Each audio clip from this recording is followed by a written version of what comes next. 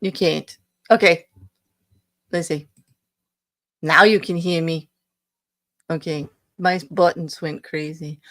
Hopefully this sounds okay and I'm not blasting out your eardrums or full of static or robot-y or anything. If you hear anything, let me know. Hey, Mousy, Tony, Shill, everybody in the back who's watching. Hey, Juju. Nice to see you guys. I've got 3 for you tonight. You could see from the thumbnail, I usually put the pictures in. Most of those pictures are widely circulated in all over social media. So I think you know who we're going to talk about tonight. We're going to talk about Chad Daybell. Yeah, we have to. I know. I'm a little Daybelled out after the Vallow trial, but well, there's his trial still coming, and we are going to need to talk about it. We also are going to talk about, well, I do like to talk about this guy, but it never ends well. And I really don't want to give him the play, to tell you the truth. But we do have to talk about Andrew Tate because, well, he did something that, is my biggest pet peeve. But we'll get to that. We'll get to that. I would just say, Buttercups, today is a day to buckle up because I'll be honest with you. I love chatting with you guys. I love doing this. Like, this is my thing. I absolutely love legal documents in regards to these complete assholes that we're going to be talking about. But there are times when I'm just not feeling it. Like, I seriously I would rather slap a bee than talk about either one of those guys right now. But I do enjoy being with you guys. And it's so worth it when it's Taco Tuesday and freaking Jin joins the chat. Welcome, Jin. You just made my night. You just made it all worth it. I'm so glad I pushed the button, Jin. You just made me thrilled that I pushed the button tonight. Thank you so much. Everybody give a big group grope to Jin, our grope master. All the cuddles, all the love. I want to see lots of love in there for Jin. Thank you so much for being here. Hey, Beck, how are you? Anna, it's nice to see you too. So if I sound a little grumpy, please understand it's not you guys. It could be the content, because to say that I'm frustrated would be an understatement. To say that I'm disappointment, well, that doesn't even cover it. But when we get to all of the topics, you'll sort of understand. The third one is the Stephen Smith investigation, which I don't have great breaking news on that one. I have a little bit of news, but we're not solving that tonight, okay? But I've got some things to say. So now that I've told you it's going to be about Daybell and Tate and Smith, could you all show that you're paying attention and you're actually in the chat by telling me who you want to start with? You don't have to type the whole name. Start with that first initial. Do a D, a T, or an S if you want. And we'll go from there. We'll go from there. Hopefully my sound is coming in okay. Right? Yes, throw some popcorn in the chat and a drink. Daybutt. Mousy, you know that's going to be in my head for the rest of the stream, right? Thank you very much. I do hope I say his name right. Get Tate out of the way. I would like to get Tate like far, far away. He's far enough away, isn't he, Tony? Like, he's all the way over in Romania and he's still making me crazy. Yeah, thank you. Thank you, Beck, for sharing the popcorn. Somebody else throw some drinks in there. I want to see some coffee and perhaps some alcoholic beverages. You may need them for this, okay? You definitely may need them for this, okay? Grope. Oh, grope everything, Jean. I'm smiling. I am so smiling right now. Coffee would be good. I could use a couple more cups. And that martini looks great, Mousy. Good choice. Oh, it looks like a daiquiri next to it. Somebody throw me a highball. I would like 2 fingers of Woodford Reserve, 1 ice cube, please. I could use like either that or some straight cognac. If you ain't got a brandy snifter, don't put the cognac out because I'm a little fussy. It's got to be in like the right glass, like for that, because of the aromas and everything. Yeah, I'd be a little weird that way. Okay. All right. So it looks like there are more Daybutts than there are anything else. So this is the order we're going to go in then. We're going to go Daybutt and then Tate We're going to go Daybell, the other butt, and then Stephen Smith. How's that? Okay. Let me just get this all set up for you. All right. I don't have a lot to talk about these guys. So, whoops, we don't want that one. We want this one. I'm not going to be bringing up a lot of visuals except for the whoever we're talking about, but I do have links for you, okay, that to share. I'm not going to pull up motions and read them, but let's just talk about Chad Daybell. Now, he's going to be going on trial the same as the same, but not the same as Lori Vallow. It is for the same murders of Ty Lee and JJ. Okay, it is the same plot. They just decided that they were possessed. They didn't want to have children anymore. They were going to live their happy little weirdo life in their cult, speaking all that gibberish that they were doing. And having kids just really wasn't part of the plan, I guess. Well, that's what they laid out in the Vallow trial. And they laid a lot of evidence out to show the conspiracy well enough that although they admit that they can't prove Lori Vallow laid a hand on either one of those child, she's in jail for their murder. And she's staying there as long as she doesn't get her appeal. But doesn't look like she will. Well, let's talk about Chad Daybell. We've seen all the evidence in the Vallow trial. We know this is pretty much like they're going to gear it more towards Chad Daybell, and they're going to talk about the timeline about he was the only one there. He was the only one there long enough to dig a grave. He was the only one there deflecting the police in the investigation. It's going to be a little harder on Chad Daybell, which is why, first piece of news, Chad Daybell is going to be in court tomorrow in Idaho. Okay.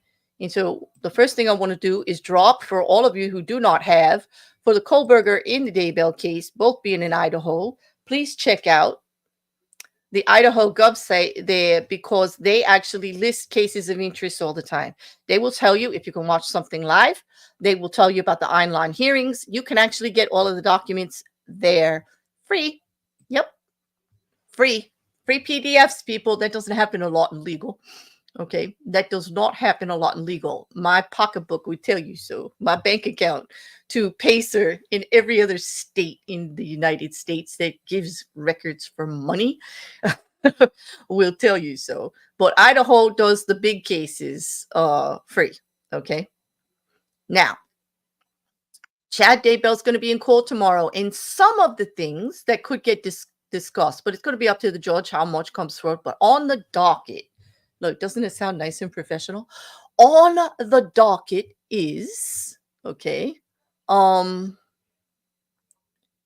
did just see this. Hold on one second. I just had this up too, and it just disappeared. Do you hate that? I don't know about you guys, but weird things have been going on today with sign-in. Like, I'm getting kicked out of sites and it's telling me to sign back in. My power went out twice today. There's like something going on. Don't have any idea about it. But anyway, Chad Daybell is going to be in court tomorrow in Idaho. Okay. And we're back with Judge Stephen Boyce. Yeah, Stephen Boyce, Judge Boyce. We know him very well from the Vallow trial. Okay. And he's the one who separated these two trials. Remember? So that's why he's still the judge. Okay. He's going to listen to a number of arguments, okay, that have come up over the past month or two. All right. They usually delay these, and he's grouping them together. Okay. Some of the things that are going to be dealt with, and remember, Chad Daybell's trial starts April 2024. Okay. One of the things that is going to be addressed is removing the death penalty. Okay. They want to have the death penalty off the docket. Now, both Lori Vallow and Chad Daybell were originally going to go for, the prosecution was originally going for the death penalty. Lori Vallow Daybell's death penalty was removed from everything, not because there wasn't enough to get it, but because of some late filings of the prosecution, and it was kind of a penalty. It was also due to the delay in some filings and there's some procedural issues. So that was the negotiation to take it out. Okay, not that she didn't deserve it, not that there wasn't enough there to actually get it, but it was a technicality. Judge went on the side of the defense on that one as a negotiation for the things that were going wrong on the prosecution side in regards to some late filings, deadlines being missed, blah, blah, blah. So hers was removed for a technicality. There has been no technicality in Daybell that will warrant removing it. So the judge isn't going to be looking at the prosecution like, hey, you just don't deserve to go to it. Hey, there's something wrong here. It's actually going to be whether or not they can get it or not, whether or not the crime justifies it. So I ask all of you, does the crime justify it? I know what I say, and this is my personal opinion. This is not going to be found in any legal document. Hell yeah. We heard in the Vallow trial what happened to those children. We heard what they discovered when they opened up that thing with poor little Ty Lee in it, what happened to her body. And we heard how her death is likely occurred based on the condition of what they found afterwards in the timeline. We heard the coroner's report. We actually saw blurry, graphic, disgusting things. So I say, hell yeah. Should that happen? That poor little body of JJ was in plastic, bound, his arms in his feet, his hands in his feet, with a plastic bag over his head. Okay. Duct tape. He was still in his pajamas. He was in the fetal position. I say, yeah, death penalty is warranted. Because a child killer like that doesn't deserve a hot meal every damn day. But that's my personal opinion. But I digress. That's only one of the issues. One of the other hot topics, and this one's important to you, me, and everyone who watches true crime, especially the mass media, because they are salivating over this one based on the numbers of Vallow. And Vallow's numbers are only based on audio that was allowed to be released, no cameras. We didn't even get to see a live trial. We had to report after the fact on all the hearings in the trial itself. Okay.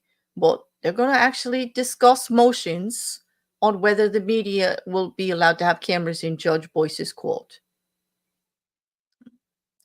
All right. Daybell is going in there. He's being charged, or his wife, Lori Vallow's 2 children, JJ Vallow and Ty Lee Ryan. And also he's being charged for his former wife's death. He's being charged not under conspiracy. He's also got conspiracy charges for working with Cox, which was Lori Vallow's brother, and with Lori Vallow herself. He's got the conspiracy charges there on that too. But he's got straight out murder charges on the others. All right.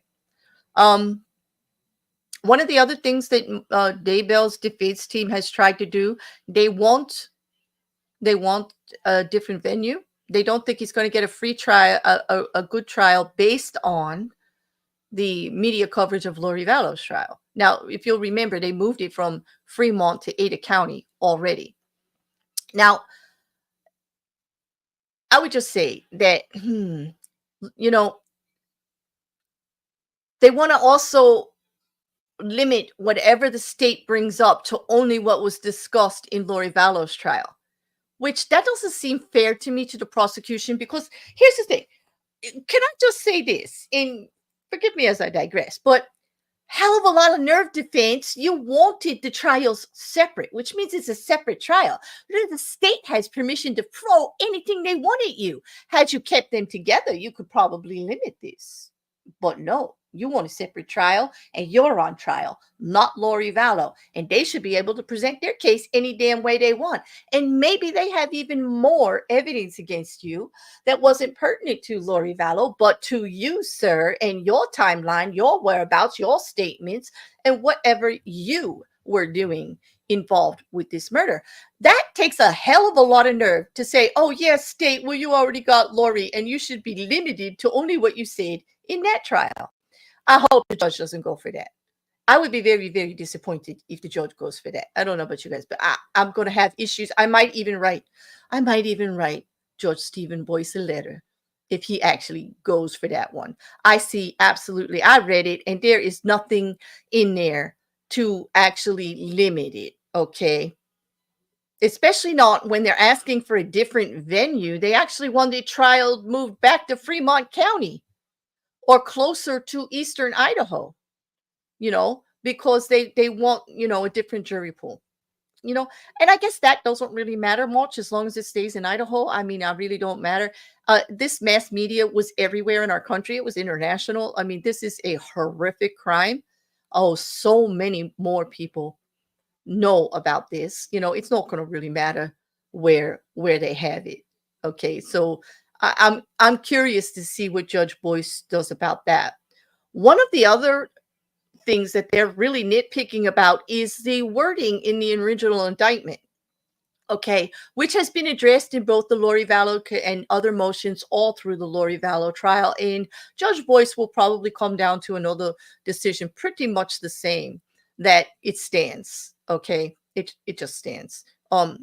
Based on what's going in Idaho, and we talked about this in the Koberger case, based on the grand jury and the definitions of certain words and things like that, there's a little bit going back and forth, making sure that everything's on the same page. And it is within a defense attorney's responsibilities to use anything, before we get to trial, So I'm kind of iffy on what happens with that one, but I can't wait to see what happens tomorrow.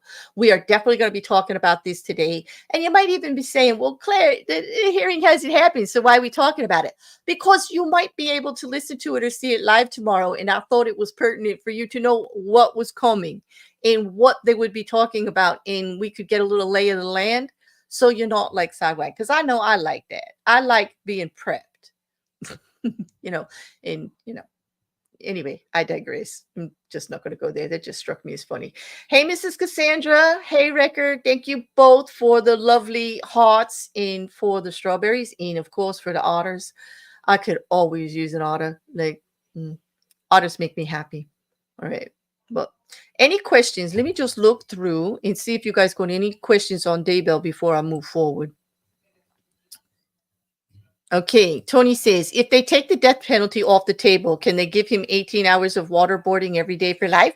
If they could, I might change my view on whether he should get the death penalty or not, because that sounds like glorious torture that a child killer should actually have, especially one as sadistic and manipulative. Let's just lay it out. Chad Daybell has written books. He's done everything. This is a warped man. This is a very selfish, warped man into controlling people. He's covert cult of worshipers or whatever. It's a twisted methodology. It is one of the worst. Now we're seeing the actual damage that people like this can actually cause. Like Lori Vallow was just following him, then became his love interest. Okay, he has taken advantage of numerous people and his poor wife, who just happened to be inconveniently married to him and had to die for him to be able to do what he wants. This is all taken from the testimony in Lori Vallow. I'm not trying to speculate here. That is the case the prosecution put out. These people were in his way of his glorious ever-after life that he wanted with Lori Vallow. They were the chosen two. They speak to God. This was God wishes. I call bullshit. I do. These are just psychopaths. Yep. And I hope that they're penalized. Anyway, that was a little bit of personal stuff there. All right, back to questions. But yeah, Tony, I don't know if they're going to be able to torture him. All right. Jin says prosecution needs to present as if they're going for the death penalty no matter what. Exactly, Jin. And I really think since most of the evidence is kind of the same, I don't really see a jury coming to a different conclusion. It could go both ways. They could have been harder on Lori because she was a mother and she should have did something about this. It's easier to prove conspiracy than it is murder. Okay, but I don't think in this case, because of the timeline and all, there is some DNA and things like that. There's timeline, there's change statements, there's a lot that was going to help them. But I agree, they should be able to present their full case. I think the defense is really going out on a limb here. I know that this is a death penalty case, and they need to do everything that they can. I get that. Another thing is if it does go forward with the death penalty on the table, we could see another delay. Don't be surprised if Judge Boyce doesn't remove the death penalty option from the prosecution, if then the motion files for more time because it's a much serious case and, well, they need to get their ducks in a row before Chad Daybell ends up on death row. That would be standard. That would be almost like a given. They should. Yep. Yes, I picked this on purpose, Tony, and I'm glad you get it. I've been, saying little things with my thumbnails that I hope people pick out. And actually, Tony, you got this one. He knows this. He knows he's not getting out. He's not getting out. Even if they don't get him on murder, he's nailed for the conspiracy part. Lori Vallow's already been proven guilty with the same evidence of conspiracy since he's the one she conspired with. How could they not? Okay? Seriously.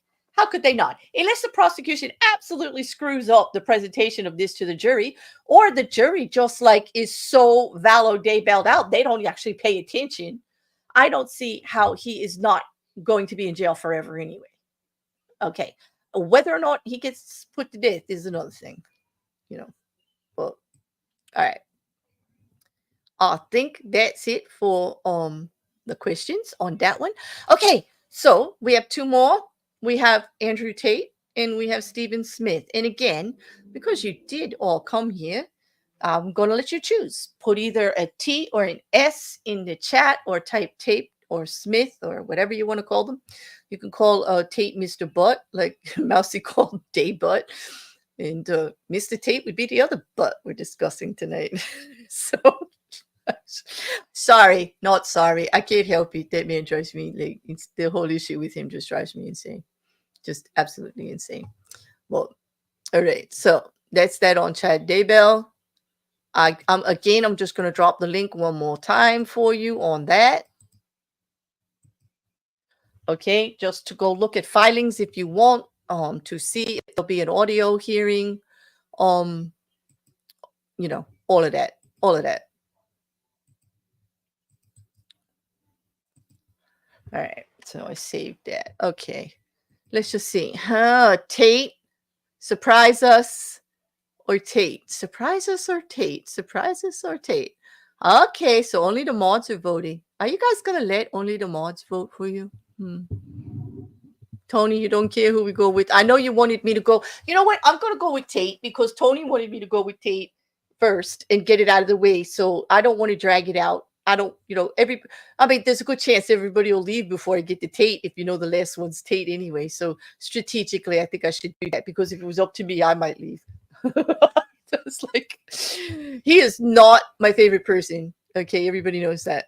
He's so frustrating. Okay, here we go. Yeah, there's Mr. I'm paying attention. Okay. Andrew Tate. Andrew Tate. Andrew Tate just did an interview with Piers Morgan. It was rather long. And it was rather full of more bullshit. I don't know how Piers Morgan sat there getting covered in shit like that and not reacting. He did act. He did ask some very good questions. Yes, Piers Morgan, for a change, was not actually being biased, and he wasn't being soft. He wasn't being too cutesy or whatever. He asked very direct questions. And one of them, the reason I'm bringing up Andrew Tate today, is one of those questions was, what about the sex charges you are being charged with in Romania? And the reason I'm talking about Andrew Tate tonight and wasting my time is because Andrew Tate said, I don't have sex charges on me in Romania. It's about TikTok money. It's a misunderstanding. I don't have any sex charges on me in Romania. Those are not about sex. There are no women saying that I've done anything to them. And Piers Morgan, to his credit, said, what about that indictment that says sex trafficking in unconsensual sexual acts? Not to mention the kidnapping and stuff like that. Well, both Tristan and Andrew have those charges on them. Sex trafficking. human trafficking for purposes of, and also non-consensual sexual activity. Oh, and oh, by the way, about no women being involved in this that would say anything about Andrew Tate, the indictment lists 7 of them. 7. And just so you know, I'm not speaking out of turn. Recently became available the unredacted translation, all 295 pages of Andrew Tate's indictment. There you go. There's the evidence that Andrew Tate says doesn't exist. There is the actual contra to the bullshit. Then you can thank me later for using air freshener to clean these up for you guys. That's it right there. He is a liar. He is a con artist. You are looking at Mr. Sham, not Mr. Tate. Andrew Tate, who goes and preaches to everyone who will listen that he's a man of his word, follow his way. He is the way. It's all about the matrix going against him. And he actually denies what is black and white in his indictment. Now, I don't expect him to admit any of this, but dude, don't act like the world can't read. Like that is, if you're following Andrew Tate or you like Andrew Tate, well, good on you. You go do that. But if you don't right now see that he just lied right to your face, is treating you like a damn idiot that you can't read, and that he wasn't charged for this, he is charged for this criminal offenses. This is not made up. This is not the Matrix. This is Romania's task force against bad guys doing an actual official, well-researched after years of investigation, people of investigation, full 295-page indictment. That doesn't sound to me like Romania, as he said, he's wasting their time. 295 pages. In every single page actually denies what Andrew Tate just said, actually proves in black and white that Andrew Tate has to lie to try to get credibility. Is that credible? Is that a man you want to look up to? People start thinking twice. And I know my audience is not the Andrew Tate followers, well, the majority. And I'm not going to judge you if you do. I mean, sometimes he says something that makes sense.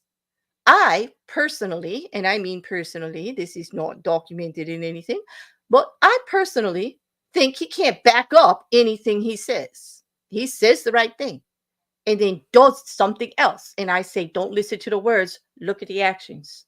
Don't listen to the rhetoric and the narrative, check the facts. Well, I just dropped a fact on you. There is a 295-page indictment, Andrew Tate, that contradicts everything that you said in Piers Morgan's interview. And Piers Morgan knows it. He does. He actually kept on it. He talked about the women being in the indictment. How can you say there are not women when there's 7 of them mentioned? And you know what? The indictment has been translated and redacted to where those women's are just initials and all. But the fact of the matter is those women exist. The women that Andrew Tate denies have anything to say. Here is like the only thing he's trying to do is sell the narrative that it's all made up. He'd do better saying that than denying it exists. He literally isn't denying that those charges exist. His translation of human trafficking is TikTok videos that he made money on. He's actually trying to infer that the Romanian government doesn't know the difference between racketeering and trafficking. I do believe the Romanian government does know how to spell. I would think that most of the people in the hierarchy departments of the official government in the task force that was investigating Andrew Tate for years, I would think, since they have a very high success rate in trafficking in RICO, in racketeering, that they absolutely know the difference between human trafficking and, RICO, racketeering, and not paying taxes. I actually don't think it's a typo, a multi-word typo, some kind of accidental computer button slip up. Nope. Andrew Tate is a liar. Oh, hi, Mark. It's nice to see you. Thanks for joining us. Sorry you had to come in the middle of a rant, but it's to be expected if you see Andrew Tate on the thumbnail. Hey, rabbits. Good to see you here too. All right. So I'm going to look for questions and comments. That's all I had to say about Andrew Tate. Liar, liar, pants on fire. Like if he was Pinocchio, we wouldn't even be able to see his face right now, how long that nose would be off the picture. And I did almost think that I was going to Pinocchio his nose for the thumbnail. Then I realized I was laughing too hard and it might be a mistake. But, go with me, people. You can see. He deserves Pinocchio nose. Yes, he does. And pants on fire, in a very uncomfortable way. But I digress. That seems to be the saying of the night. I digress. I'm going to be doing it a lot. Okay. Tate's almost right. No women were involved as he was targeting girls, really. You know what, Jen? That's a valid point. Young women with not a lot of experience. And he literally, he did his own video on how to manipulate a young woman into doing whatever you want.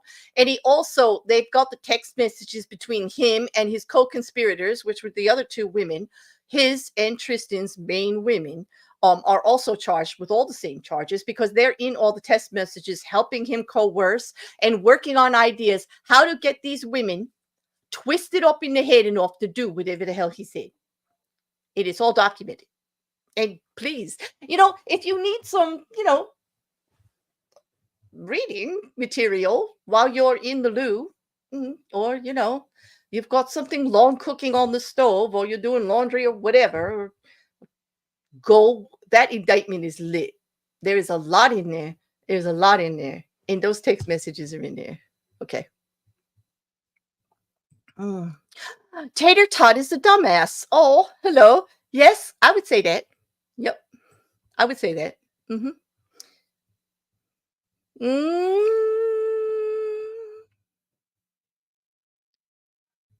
I don't know what flavor the like button is, but I would appreciate it if you all hit it. Because if you do like, share, and comment on my videos, it does keep me in the algorithm. And I do like being in the algorithm. It feels good. And I like to feel good. So help a bear out. Do those YouTube things when you can. And if you can think of anybody who's not subscribed, please go tell them to just check out the channel. They don't have to stay, but come see. Put notifications on. See if there might be something here for you. There's a lot. Quite eclectic. Piers Morgan doesn't worry about being covered in shit because he's a shitty person. He was behind the Daily Mail journalist hacking phones to get stories. Yes, he was. I'm not saying that Piers Morgan is credible. Let's not go that far. I said he asked some good questions for a change. And I do believe I was snarky when he said it because I do believe it was for a change because he's usually what I call a soft pedal pseudo journalist. He's more like a hot take on what's trending, 4 lines, and I'm going to get paid kind of journalist. Not exactly what I would call credible. I would never put Piers Morgan in credible in a sentence except for to say that would be an oxymoron. That's it. Wasn't Interpol involved too or something? Yes, they have a very huge task force in Romania that started several years ago that's been working on racketeering and these kind of charges. They've got a great success rate. They take a long time to put out their indictments. They're very well researched, and they did work internationally into other countries like England and the United States. May I just say, England and the United States, along with Romania, are part of this investigation. Like, Andrew Tate will say, well, the FBI here is not looking at me. Nope, it was international. Rabbits is right. Interpol did, and they're allowed to come over here and look. Would love to see this. Yes, I want to see him get convicted too, but I don't think Romania is going to let us into the courtyard, into the courtroom. I don't. But hey, I'm happy that an unredacted indictment that actually goes against everything this POS is actually saying is out there. Now, I know I'm acting a little biased and judgmental. I get that. But people, it's Andrew Tate. Cut me a break. Like, besides misogynistic, manipulative, pseudo-psychotic behavior, I mean, I've got plenty of issues with Andrew Tate and the way that he represents himself with people that need actually help. Okay. I admit that there's a whole market that needs to be tapped into to try to get people ahead. Like, life is really, really tough. Okay. And I feel for people who can't get ahead, college degrees and you can't get you can't get a well-paying job, women that take advantage of men that take advantage of women. It's a two-way street. But I don't think there is nothing, nothing you can say to convince me that Andrew Tate is the answer to any of that. Any of it. I do see the appeal, and that's why he's dangerous. And that's why I have no problem saying I do hope that Romania is successful. I hope their prosecution can do what the investigation actually laid out. I hope that they can actually handle it aggressively. I hope the court system will. They have a much different court system than we do. Okay, things take a long time. But Andrew Tate is not allowed to leave Romania, and all of his assets have been seized. He can roam around freely. He's not under house arrest anymore, as strict as he was. But trial's going to happen. He can't leave, passports or no. Can we put Tate in a chicken suit? I would like to see some feathers on that jacket. If you add a Pinocchio nose, I would be very happy. People, have at it. All you meme artists, make my day. Send me some. I do believe that he did stay with everyone above legal age. Legal age in England was 16, and I think there may have been an 18-year-old in England, or 17 or 18-year-old in England. Most of these young girls were were anywhere from the age of 18 to 22, I believe. Can we have toilet paper with Tate's printed on it I don't want to see it. Like, you can, rabbits, but I wouldn't even want to see it there. I don't want to see his face, actually. Oh, we can, can't we, Mousy? And you called me out, and I'm going to do it right now. Here you go. Thank you, Mousy. Yes, people, I forgot the banner again, but what do you expect? I always forget the banner. Yeah, exactly. You can't leave Romania, and they seized your asset because you made some TikTok videos. I see you get the humor of the whole thing, rabbits. It is quite, but basically, put some stripes on that suit. Exactly. Yeah. Yeah, I got to say he didn't ask for R. Kelly's advice, did he? That's right, Mrs. Costanza. Yes, Boo coming in there with the one with the zinger at the end. Okay, I got to take this face down for a minute. Okay, all right, let me catch my breath. I'll give you a moment if you have anyone. Yeah, that's true, Jean. Poor Pinocchio. He did learn eventually. He was a good boy, wasn't he? True, true. It might not be fair. Yeah. What's this? Okay, we've got a member message. Welcome, Tony. The only time Tate is the answer is when the question is, what is psychotic, narcissistic, misogynistic? Hey, you get me. You totally get me. And I really can't go against that. I know it sounds a little bit biased. I'm just asking you to read for yourself. And again, I'll put the link there. Okay. And I'm going to do it one more time, just to make sure you can get it. It's a shareable link. It won't expire. It is the redacted Romanian indictment. Okay, in a PDF form. It is 295 pages. Okay, it has been redacted for addresses and things like that. The women's names are all listed in initials. But the point being, the women exist. There's a case here, regardless of what he says. And he just wants everybody to believe it's about TikTok videos. Anyway, The Piers Morgan video, I will actually put that in the link of this video afterwards because I did mention it. And you know, if I mention someone else's video, I'm always going to link it for you if I'm using it for any part of what I'm saying.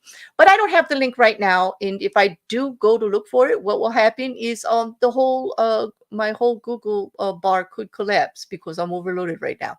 So I do apologize. I should have had it in the I should have had it up here. But in a way, I'm kind of glad because, you know, too many, as we saw the other day, too many YouTube tabs will definitely bring the stream into a hectic zone. I just don't want to go there. I really don't. Okay. All right. So here we get to the frustrating part of the stream. The last one we have to talk about is Stephen Smith. And let me bring Stephen up. Stephen with his mom, Sandy. Okay. Stephen Smith goes back to the murder trial. Stephen Smith investigation. He died in the middle of the road.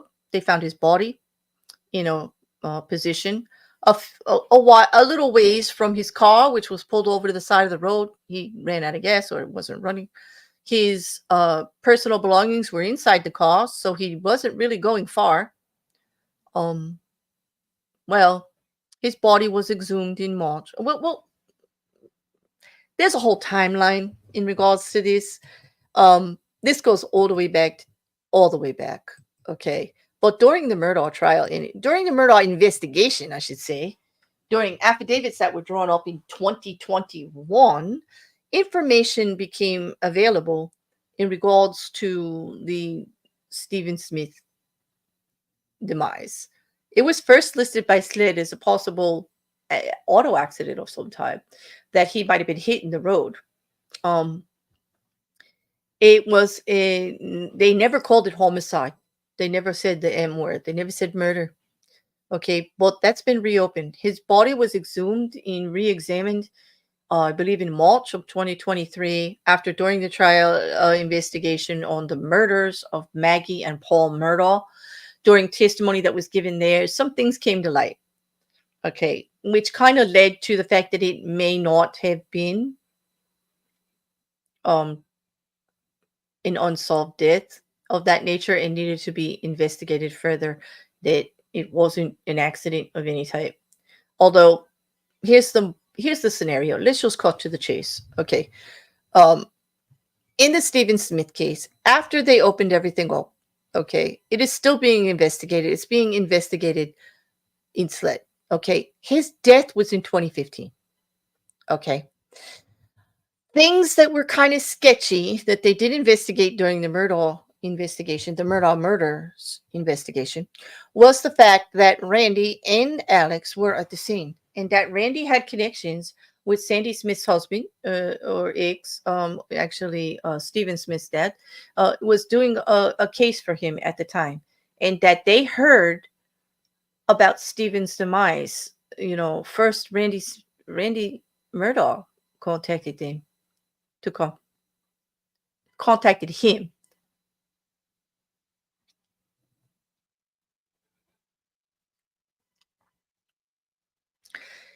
Recently, Stephen Smith's phone and tablet have been opened by SLED investigators, you know, that high-tech division. Okay. They send it out and they crack it open. He had it closed. Okay. They're wondering if it will yield any information because it was in close proximity to when Stephen was killed. Or could it explain who he had been contacted with?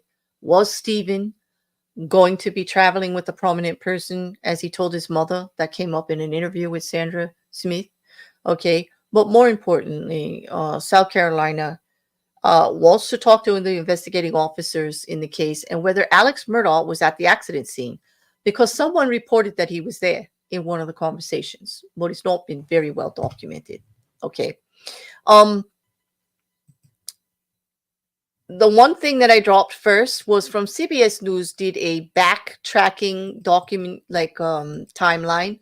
But the best one that you're going to find is right out of South Carolina with Fitz News. And I've told you about this before. When it comes to Murdaugh documentation, Fitz News has a whole section on all of this. And they've been tracking it all along. And if you go to the Fitz News site, you will find all the files on the exhumation of the body, on the interviews, on SLED's original determination that it was an undetermined motor vehicle accident. But here is what the coroners are saying kind of now, that Stephen Smith died instantly from being swiped near the side of his head by a blunt object and fell to the ground. And the second impact, he either died when that one hit or he died when he hit the ground. Well, he was dead pretty much instantaneously. And both of those wounds happened boom, boom, right after each other, which goes with the theory that he was hit with something, fell to the ground, and stayed right where he laid, dead. The body was never moved.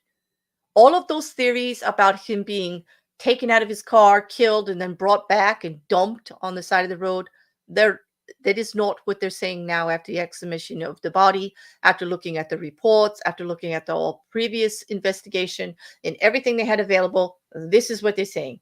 The coroner is saying this is how he died, which correlates with another story that's being presented. There was an indictment. There was a grand jury presentation in regards to the fact that Stephen Smith could have been hit by a truck going by, being hit in the head by the side mirror, killing him instantly. Now, was it an accident or on purpose? Were they aiming for him or not? I don't know. That's going to be for a trial. But right now, we don't have an indictment. Okay? And because we don't have an indictment, I had to go back and forth on whether I would put the two names on. But since they are part of the investigation, they do have statements. And we do have to talk about how their names became part of it and why there's not actually an indictment yet. Well, it just so happens that an officer took statements from both Daryl Williams, Patrick Austin Wilson. Daryl Williams gave statements that Stephen Smith was struck by a vehicle, specifically one of the side mirrors of a truck belonging to 26-year-old Sean Connolly. Okay. And Connolly was accompanied by his friend, also 26, Patrick Austin Wilson. Okay. This person gave specifics that he had heard this right from them. Okay. Because he said he heard it. He said that Patrick, the passenger, came over to the house and told him that Sean was drunk and driving and hit something. He said he went back the next day to see if he had hit, and he saw a lot of police out there. So Patrick is saying he went to where he knows Sean hit something and now sees the investigation going on in regards to Stephen Smith. He told this to Daryl Williams. Daryl Williams told this to an officer. Nick Ginn. Okay, Nick Ginn read all of this. Okay, but all of that has been.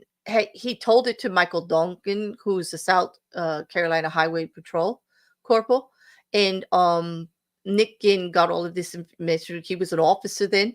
Okay, he's since then been elected to council in Varnville in South Carolina. Okay. But anyway, he was actually an officer at the time. Okay.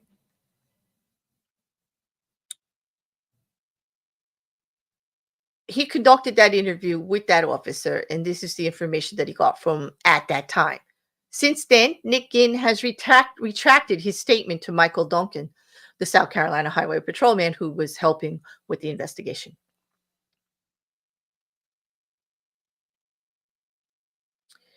The reason it sounds credible is that in Daryl Wilson's statement, or rather what Nick Ginn said Daryl Williams' statement was, he said that while Sean was crying, Sean called, Patrick crying and everything and saying, that must be what happened. While Patrick Austin was telling Daryl Williams his story, he actually became so upset he vomited. Like, it does sound plausible, okay, but with the retraction of the statements, there may not be enough for a grand jury to indict. They're going to need physical evidence. Now, the coroner's report and the scenario on how it happened and the story that may correlate with it, but you see, the grand jury may not be able to hear that story if it's retracted. We need another source for it. We're going to need someone like Daryl Williams or Patrick Austin Wilson to come forward and say so. But we don't know where it's at because that part of the investigation is being kept away from us. Okay. All we know is that that's what happened. No one's been indicted. The reason that it came up during the Murdaugh trial is Sandy Smith still is of the opinion that the Murdaughs are somehow connected because of how they were at the murder scene right away. They were the first ones, not the family. And so Sandy Smith feels a certain way, and I don't blame her. Okay. And also the recent cracking of the cell phone and the tablet would cause concern because there may be some evidence there as to someone else who may or may not have anything against Stephen Smith. But the reason I'm talking about it is I'm going to ask you all, does that sound credible? I'm not trying to solve the crime here, but the story does seem credible to me based on how Stephen died. The truck mirror theory, as they're calling it, does seem to be the heart of the evidence right now and part of a statewide grand jury currently investigating the case. Well, will they have enough to indict? And will they indict the two people that have been said to have been in a white pickup truck going down the road? Now, someone that Stephen Smith was talking to on the phone prior, his partner, his interest, someone very intimate in his life, was on the phone with him moments before he got out of the car to walk, and he could hear a truck in the distance and the flapping. There's also evidence that Stephen Smith had an altercation at another location before he left. He was harassed a bit, and that he had said that he was being followed by a truck with flapping, with those large truck flapping noises, and this all leads to, well, is it a plausible theory? Sandy Smith is still on, was Buster Murdaugh there? Buster Murdaugh has been cleared based on alibi, time frame, time of death, the way the death, and the other people that they're investigating. Mark Burkhart is the gentleman who referenced rednecks in a pickup truck harassing him for a while. Okay. And saying it happened on the night of the murder. Okay. They have that statement on file.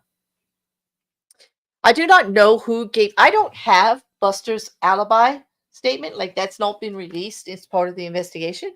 Nor has his interview. Apparently I don't know if they talked to him directly or if they just checked on his whereabouts before, but he has been removed as a person of interest in the case. That much I know.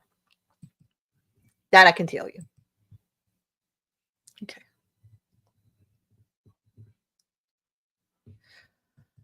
They don't know if the animosity, Anna, is between these two guys. The animosity is being referred to as a couple of rednecks in a truck. We just happen to know the names of these two, in quotes, rednecks, supposedly, in a truck, who there are statements that have been retracted about them being at the scene and that they may have something to do with the accident, whether it was intentional or not, and that they were intoxicated. But since no one was able to take a swab because they weren't a person of interest within those days, they are now. Okay. I'm not sure the actual name of the alibi. Tony says the original police report before the murderers got involved said it looked like foul play. Yes, it did. The murderers got involved and it got downplayed. And this is what Sandy Smith keeps saying repeatedly. Why are they trying to get people not to look at it? Who was involved? It did look suspicious. It did. It really did.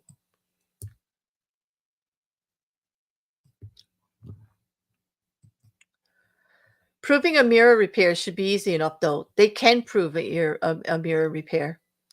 I've been slapped by truck and car mirrors, not in the head. From experience, they either fold or break. But proving it was that mirror that hit his head is another thing. You know what I mean? Like, there is testimony about him talking about having to get the truck repaired. That he did have to get that mirror repaired. Okay. There's talk back and forth. But here's the problem. Statements are being retracted after they're documented, after they start to be acted on. They're being retracted. And so you can't do anything if your original information that led you, like, could lead you to arrest. You can't arrest anybody if that information gets pulled. And these people, they're going to have to be brought in to a grand jury to testify against their will. They're going to have to be asked, but you need credible evidence to get them there. You need a reason. Here in America, we protect the innocent until proven guilty. And they're not going to drag anybody in for grand jury information like that unless they can. Yeah, of course it's that, right? Oh, there's that. So this one's sad for me. Since 2015, Sandy Smith has been trying to find out how her son died. You know, she wants to know what happened. She wants to know who's responsible. Now we kind of know how he died. Well, we still don't know exactly who's responsible. We have names, and I'll clarify. Those allegedly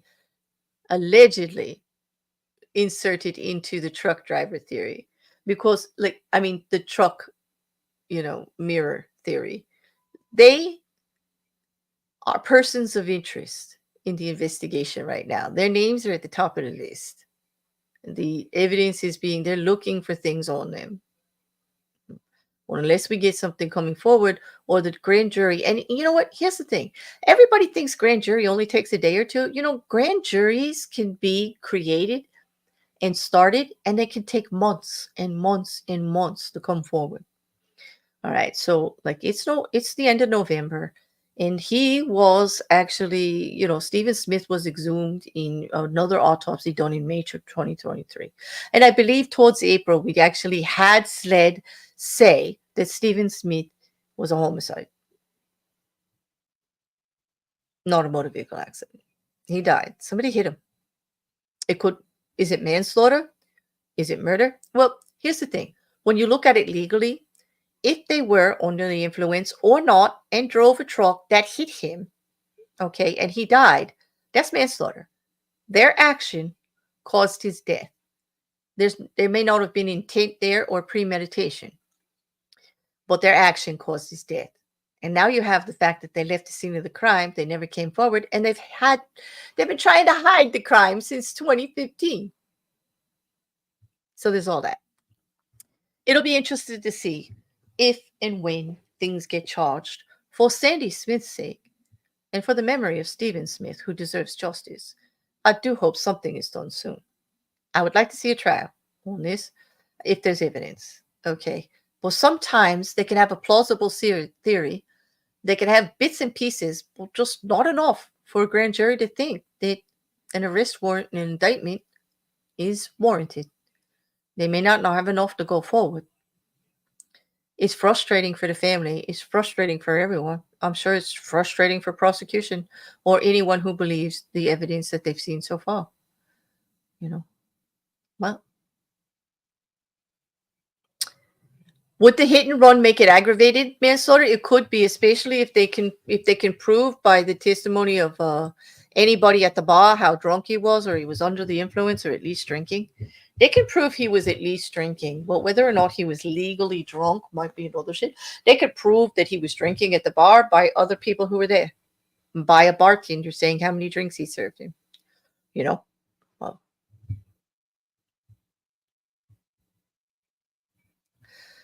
yeah. You know what, Mark? I feel for you. That is an existential crisis. How could you be without coffee? I don't know. Like, how did that happen? Get your keys, walk outside, like go to the cafe, do something immediately to rectify that. Yeah. Why would he have been walking in the middle of the road at night? Surely he had been knocked to the side of the road, not the middle. True, but he fell right where he was hit from the coroner's report. So he was in the middle. He might have been in the middle because he could see better, because there was clearing, because on the side of the roads were trees, so there wouldn't be enough light. And because it was the middle of the night, the road is lighter, believe it or not, because there's separation of the trees where you could, like, peek down and light up. It is much darker on the side of the road. He was not that far from his vehicle. Whether he was there to see how far he had to go to get gas or to get a signal, I'm not sure. I heard that his cell phone was in the car. So it wasn't even on him, or his wallet was in the car. So if he had his cell phone on him, he might have been trying to get a signal in the middle of the road. Okay. And because his wallet was still in the car. So he wasn't going to walk to get gas or anything like that, I mean, he may have been planning to. Okay.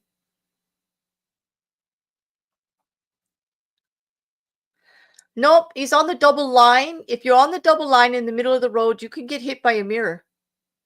Yes, you can. Yes, you can. Like, it's like you're coming up to the side of the car. Like, yes, you could, on the side mirror, you could get hit. And there he was on the double line. The body was found on the double line. And if they were drunk enough, they may have zero idea too. They may have just like felt they hit something. Exactly. Yeah, so a driver's side mirror. That's exactly not the middle. Like the driver's side, either the driver's side, it depends on what country. So here, it could have been a passenger side. It depends on like which way they were going. Okay. But he did get hit on the side. That's what the coroner's report is showing. He got that, like you could see that something moving fast hit somebody like that. It could clip him. It could have got him he has an injury on his head. Okay. Towards the front, and then he fell to the ground where there was a crushing injury. He fell that hard down that there's a crushing injury on his skull when he hit the ground. And they said that the two happened within seconds of each other, and that his death was pretty much instantaneous at that point. Yeah. Like a side mirror on a truck. I don't know if it's the driver's side or the passenger side. I don't know what directions they were going in. I don't know if they were on the right side of the road. I don't know any of that. I feel for you, Mark. You're going to have to rectify these. Things happen in threes too. Now the batteries are out. You got to recharge your watch. You got no coffee. I'm waiting for number 3. I would imagine there would be DNA transfer to the mirror. There would if they had the mirror. I am not sure they have the mirror, Mark. If we find the right mirror, true, it's in the dump with a whole bunch of others. I don't know what happened in the mirror. If he fell on the double line, it's driver's side. If they're on the right side of the road, you're correct, Rabbit Spook. At this point, that does make sense. But what I'm saying is, I can't say because I don't know if he was going in the right direction. I don't know if he was on the right side of the road as far as the vehicle. They were, per the testimony that got, not the testimony, but the statement that got revoked, the driver was inebriated. Sean Connolly was inebriated. So, but it's sad. It's sad that these statements were taken back by a law enforcement officer. I'm trying to think, why would you do that? And then the statement was third party anyway, and it could be considered hearsay. And that gets difficult to be admitted as fact. We all know this. Just because Daryl Williams says that that's what Patrick Austin said about Sean Connolly doesn't make it true. Although Patrick Austin could speak as to first person since he was the passenger in the vehicle. But without an actual statement from him directly, it's going to be difficult. And this is why the investigation is still going on. I do hope that maybe there's something on that cell phone or the laptop that will help at least get people to come forward and give concise statements that can be used with the grand jury to move forward with a person of interest towards an indictment, that the prosecution can then use for a trial. I do think that Sandy Smith deserves closure. I think Stephen Smith deserves justice, regardless of how he died, what his lifestyle was, whatever they have to say about it. There's all kinds of rumors that Buster and Stephen Smith had an altercation, that there was some bad blood between them. But there's no indication for Buster Murdaugh to be involved in the Smith death at this point. Well, the investigation is not leading that way, and they've removed him as a person of interest. If he left his phone and wallet in his car, I suspect he was being chased down the road. He could have been. And if he was moving and it was moving, it actually would add in. I'm not a physics major, but perhaps Recker or someone could correct me. But with both velocities in play, it would mean that the hit was harder. You got two moving objects. Yes, I would think that that's definitely enough for instant death, which is what they're saying, you know. And I'm not sure where the actual phone was. I'm waiting to see that in actual writing. Tony and Rabbits, like I'm waiting to see that in actual writing. But if you go to the documentation on the Fitz news site, you can go like this article alone. There is he's got plenty of the actual documentation listed there, including the original SLID investigation. But the new investigation, like the opened and revamped investigation, is very tight-lipped on the new evidence that they have. Anything new they're finding out, interviews, stuff like that, we don't have that. We just know it's ongoing and they're serious about getting to the bottom of this. Okay. I remember being drunk enough that when I was riding my push bike home, I fell off and couldn't get back on. I had a little sleep there and everything worked out fine. Yeah.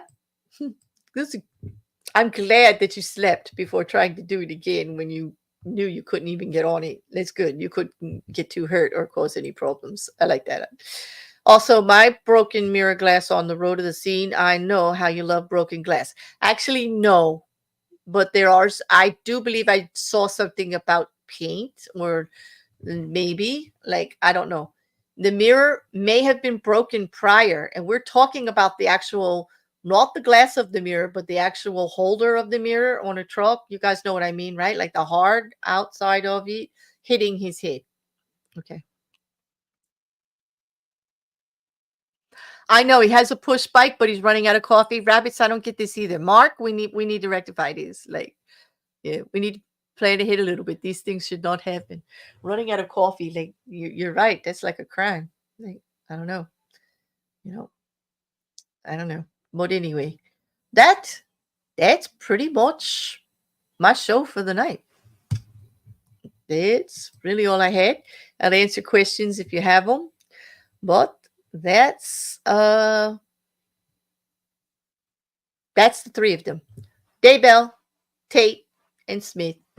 I'm hoping to see more in regards to after they apparently have Stephen Smith's cell phone in his laptop, and they have now cracked it open. Like they were able to get in, and we're going to see what kind of evidence is in there.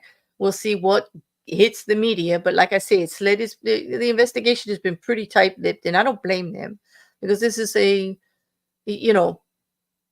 it's been going on since 2015. It's had a lot of speculation and a lot of media coverage because of the murder trial. That does make it difficult when you're trying to get information from witnesses and anyone involved. It could be a problem.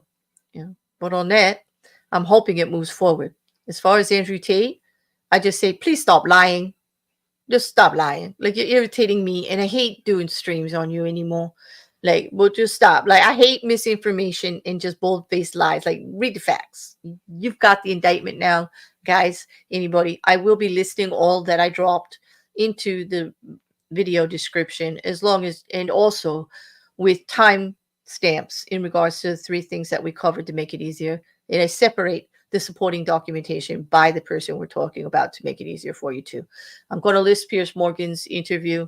If you've got the stomach to listen to Andrew Tate lie for a little bit, go ahead. But he did. He just lied. And also, Fitz News, like I said, has very good documentation of the investigation into Stephen Smith. They're right there local. I do like using a local news source that's in the thick of it. And I found them to be credible coverage, not too biased, except for they do believe that all of South Carolina right now has a problem with law enforcement in the whole process. Like, there's some shady stuff going on, and there's elections going on, and there's a whole bunch of political things going on under there that they also cover. If you're interested in that, but there's a lot going on there.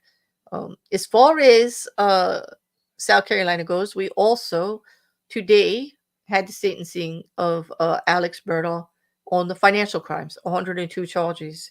and there were victim statements, and it was pretty emotional. I've dropped links. We'll probably be talking about that Friday in my Discord. For members who are not already in the Discord and would like to be, there is a members only post on the community tab, which will, or it's got a link there for the Discord. Get in there and join. That is where we have some extra conversations. It is part of your member benefits, and those benefits apply whether you are a paid or a gifted member. So don't hesitate to join. If you're a gifted member, it's not like you're going to get kicked out. We have different roles you can be accommodated for, and you do, you were a member and you can have those discussions. I'm sorry I can't bring all the discussions out here on YouTube, but it was never my intent to stream every day.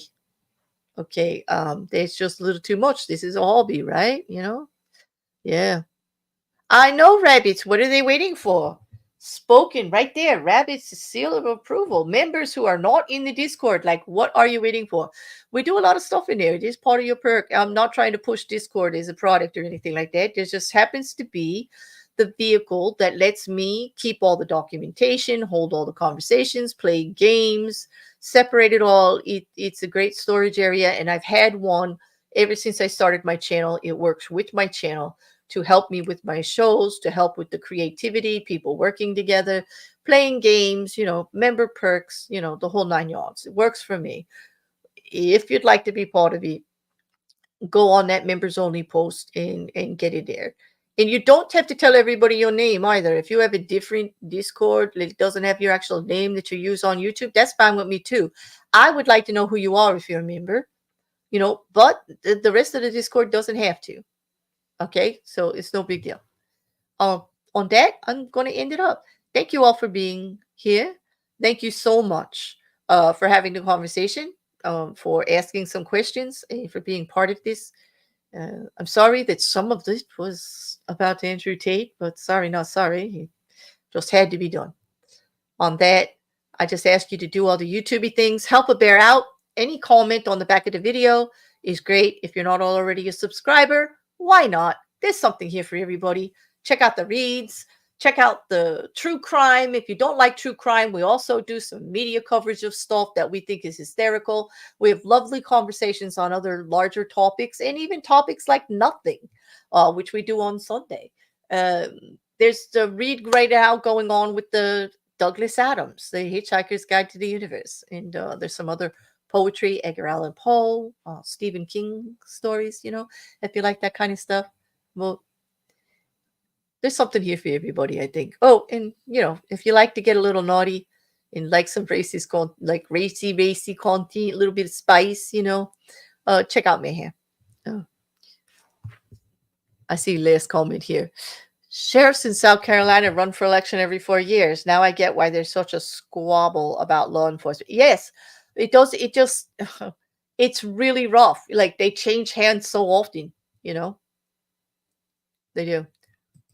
Exactly, rabbits. Subscribing is free. You don't have to hang here every day just to subscribe, but it will help me out. So if you like anything you heard on my channel, please hit that subscribe button. It'll be greatly appreciated. Yep. Yes, Jin, there's Bogan poetry. We've had that chapter already. I need to talk to you, dude. We're working on book 2 assignments next. And this has been a hell of a lot of fun. And on that, I'm going to end it. Jin, welcome back. I'm so glad to see you active in the chat. I'm thrilled. Thank you all for holding the conversation again. And on that, I'm going to say goodnight, everyone. I will be posting the next chapter of Hitchhiker's Guide within the next day. And then I'll see you more towards the weekend. I'm hemming and hawing on Wednesday or Thursday about me doing an update on quite a few political trials, but we'll see how that goes. You'll see it. I'll be posting it soon. It'll be either on the community tab or you'll just see it come up, but you won't see it if you don't subscribe and hit that notification button. Hit, wink, wink. See y'all later.